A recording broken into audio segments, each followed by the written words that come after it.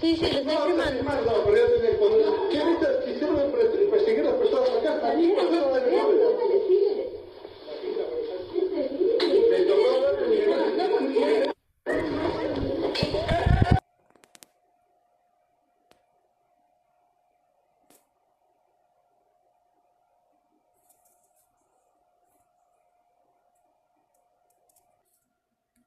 Elon Musk's free speech platform X has been censoring anti-Israel voices. Stu Peters discovered that you can actually find out whether or not your account is being limited, censored, shadow banned, and it actually tells you even why. And the results of this are shocking. The people who are being limited and censored are anybody who's anti-Israel. They're being labeled as hate and harassment, and people who are pro-Israel, even if they're actually quite vile and they've actually been in support of genocide, their profiles are listed as neutral and they instead get boosted. Now, some people are saying this is not real. They're like, oh, this isn't real. Grok is just guessing. Even if Grok is guessing, Grok is probably guessing somewhat accurately. We ran, my profile, and my profile is limited. This is my account when I ran it for me. It says repeated framing of Israel as controlling global power, promotion of conspiracies linking Jewish Zionist donors and influence to regime change and media control, content alleging Zionist influence in U.S. politics, and it says hidden reputation score. They've given me a -65 to -78. But it's not just me, plenty of other people. Here's somebody that I actually was able to look up several other accounts. This is Johnny Graz. You'll be shocked to find out that not one pro-Israel account is treated in this manner, no matter how outrageous their posts are. Let's check out a few. And he checked out this long list of pro-Israel accounts. All of them are getting plus 90 to 95% boost, plus 88 to 94%, plus 90%. So the free speech platform of X are not allowed to have free speech. Now, some of this has been corrected. When we went back and actually looked at some of the scores, now that people have discovered this and they've been sharing it, some of the scores have been changed to neutral. And again, people are saying, well, that's not real. I think this is believable. I think it's more believable than not, considering it was very consistent on all of the anti-Israel voices got these negative ratings and people that were pro-Israel got positive ratings. This is outrageous. The free speech platform is absolutely not free speech at all, it turns out. But are we surprised?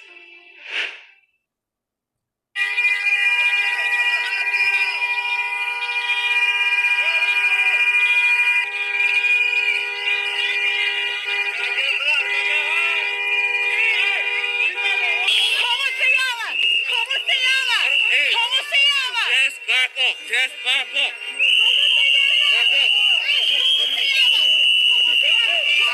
Javier Gutiérrez.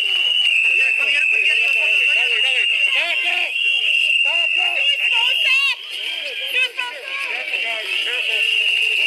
Hey, watch the ice. It's really slick. Guys, get up a minute. We're getting it right close.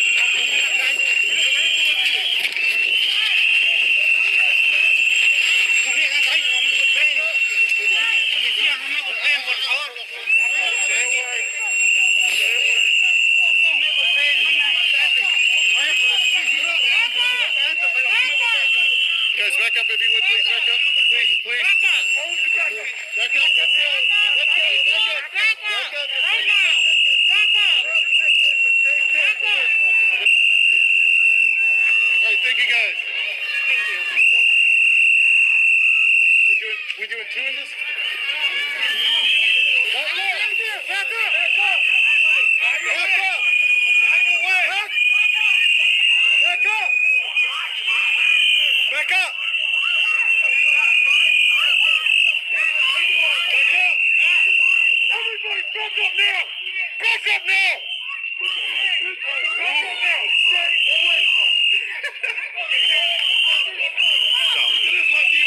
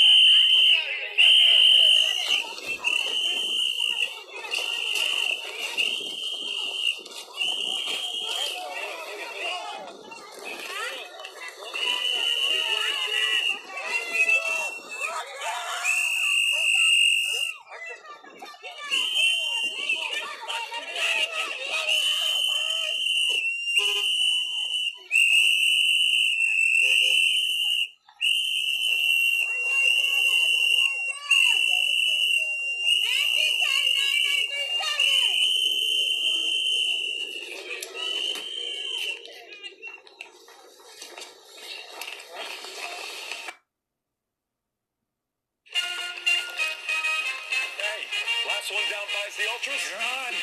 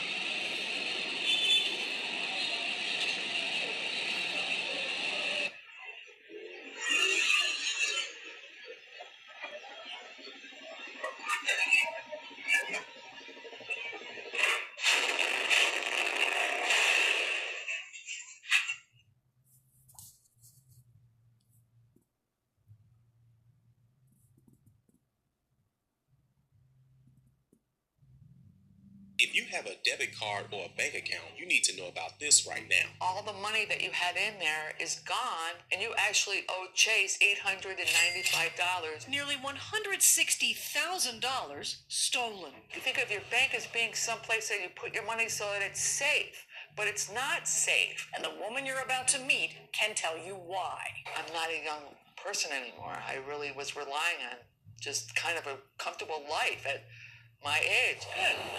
But a few weeks after moving in, she says, she got a text saying her bank, Chase, wanted to know if she'd approved a $35 debit card charge from another state. So basically, it's one of those fraud texts. That's Did right. you approve this transaction? Yeah, that's all it was. Just a minor irritant in my day. And of course, I said no. I don't approve of it. Then the phone rang, showing Chase Bank as the caller, she says. And on the other end, Hello, ma'am. This is Miss Barbara from Chase ATM. I'd like to know if it's okay if I give you a new card. And I said yes. a new debit card. But she says the woman told her before she could issue it, she'd need to verify Moss's identity by sending her a text message and having her read the numbers in the message back to her over the phone. And I would just repeat those numbers to her, and she'd say, "That's great. Thank you so much, Miss Moss." Her new card was supposed to arrive in 1 to 2 days, but Moss says the next day Ms. Barbara called, saying FedEx was having trouble locating her home, something Moss says wasn't surprising to her since she'd just moved. Over the next week, Ms. Barbara called several times, Moss says, each time saying there was a problem with delivery of the card, and each time asking Moss to verify her identity by reading back the numbers from those text messages. Moss finally decided to go to the nearest bank branch 30 minutes from her home. And it was here, she says, a supervisor told her. He looks up at me and says, "Oh no, Deborah, this has been a very active card. As a matter of fact, all the money that you had in there is gone, and you actually owe Chase $895. That's how I was told that somebody had taken all my money. Nearly $160,000 stolen. It's a lot of money. It took me 12 years to get that money, and that was my life savings. It turns out those text messages Moss received, they were real texts sent from Chase Bank, a security measure known as two-factor authentication, used to verify, among other things, wire transfers. But in this case, the scammers tricked Moss into giving them those numbers, allowing them to evade security and wire thousands of dollars from Moss's account to their own.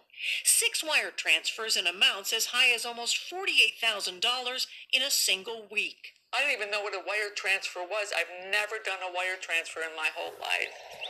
Chase told Moss to file a police report, then a claim with the bank, which she did.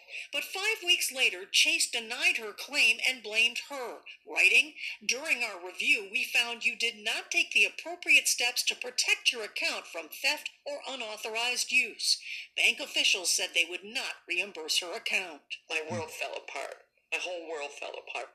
You think of your bank as being someplace that you put your money so that it's safe, but it's not safe. It needs to change. All right, so you just watched how everything just played out. Turning now to a more immediate existential question facing all of us today, AI, and whether AI has already come for our jobs in ways that we're now seeing play out in the headlines of all these tens of thousands of people that are being laid off. Is it? Not in a decade, not in 5 years, in just 1 year. Across America, factories are closing, offices are empty, and families are quietly falling apart. People who worked their whole lives are now living paycheck to paycheck, or sleeping in their cars. This is not a recession.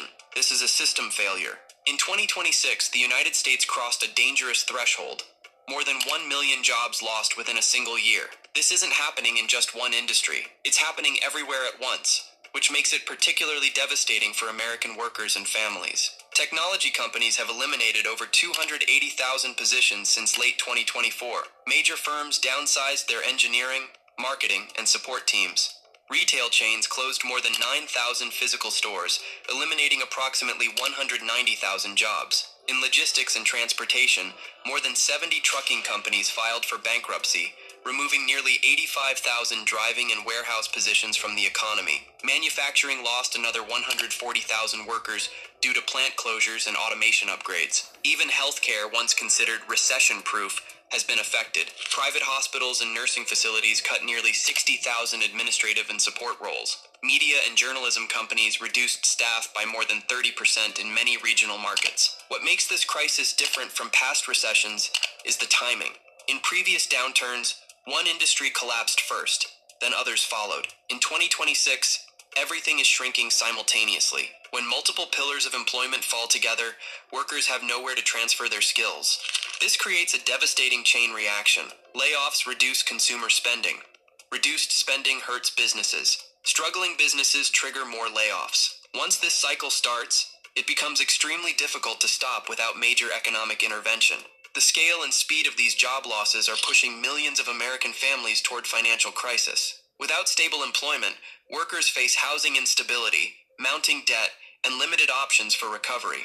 The rapid increase in layoffs during 2026 is driven by multiple forces hitting American companies simultaneously. First, interest rates remain near historic highs, keeping borrowing expensive. Corporate debt in the United States has exceeded $13 trillion, forcing businesses to divert revenue toward interest payments instead of growth or hiring. Second, consumer spending has slowed dramatically. Adjusted for inflation, household spending fell by nearly 4% year over year.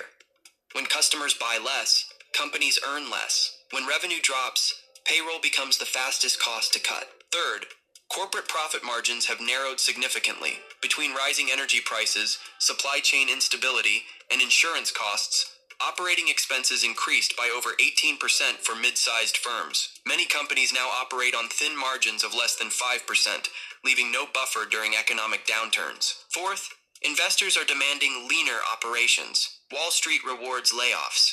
After major corporations announce job cuts, stock prices often rise by 5 to 12% within days. This creates a dangerous incentive system where firing workers becomes a strategy to please shareholders rather than a last resort. Fifth, global competition continues to intensify. American companies face cheaper labor overseas and advanced automation domestically. Rather than retrain workers, many firms choose elimination. These forces combine into a perfect storm. Businesses are squeezed from every direction. Debt, costs, competition, and weak demand. Layoffs become the default survival tool instead of careful strategic planning. Workers pay the price for corporate financial decisions and economic pressure beyond their control. The technology sector, once seen as America's safest career path, has become one of the most unstable. From 2024 to 2026, more than 350,000 tech workers were laid off across software, hardware, cloud services, and social media platforms. During the pandemic years, companies hired aggressively, assuming digital growth would last forever. Staffing levels expanded by nearly 40% between 2020 and 2022. When growth slowed, executives realized they had built oversized organizations that couldn't be sustained. At the same time, advertising revenue collapsed. Online ad spending fell by 22%, hurting companies that depended on digital marketing. Subscription fatigue also set in. Consumers canceled streaming services, productivity tools, and premium apps to save money during economic uncertainty. Artificial intelligence further destabilized the sector. Many companies replaced junior programmers, support staff, and analysts with automated systems. One AI platform can now perform tasks that previously required 5 to 10 employees. Startups have been hit especially hard.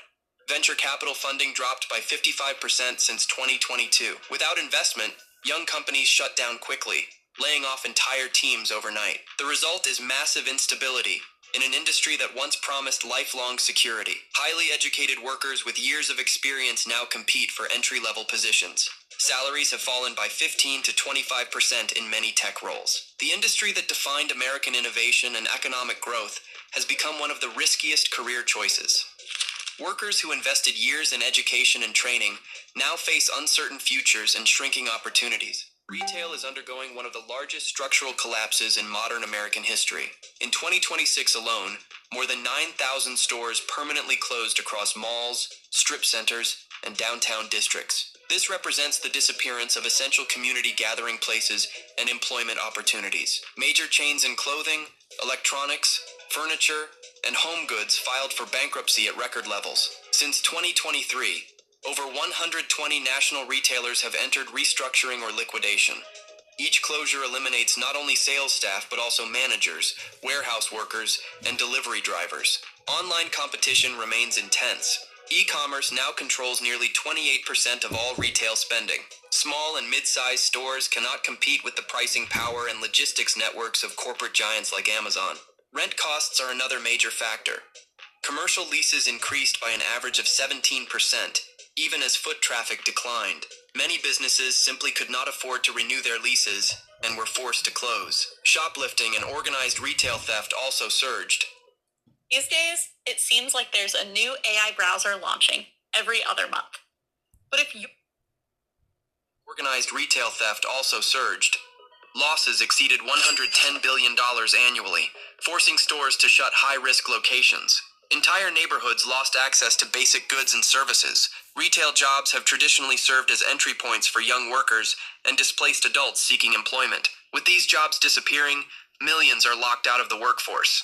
The collapse of retail removes one of the last accessible rungs of the economic ladder. For communities, this means more than job loss.